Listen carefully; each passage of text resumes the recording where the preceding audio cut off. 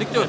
گرنگیە دەبەرە بادینان بۆچی هەوە هەلبژار گوهین دیدارە ئێکەتیە لە دەست بکرێت طبعا گرنگی بادینان بۆ هەموو وەختی لە مێژووی یەکێتیا گرنگە چونکە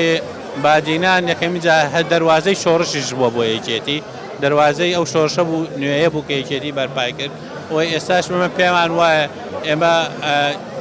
وەکو مێژووی یەکێتی وەکو تاریخی یەکێتی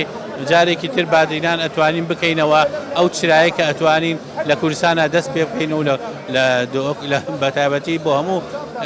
یەکێتی ببێتەوە ئەو باڵکە یا ئەو هێزەی کە بتوانێت هەموو ئەو گۆڕانکاریەکان و ئەو نوێبوونەوەی کە ئەمانەوێ لە ناو یەکێتیا بکەین بادینان دەستپێکی ئەوە دابێت. دکتۆر حکمە هەندێک پێشتر جەنابەتە وەزیرە خواندنە بلند بوو ڕەنگە گەلە کێشێت خواندنە بلند دهۆکێژی هەبن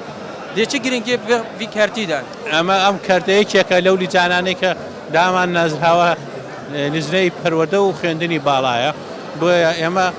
زۆر گرنگیمانداوە پێی لەبەرەوە نزرەی تایبەتمان بۆ دروست کردووە پێم وایە پرۆژە و دید و فکری خۆمان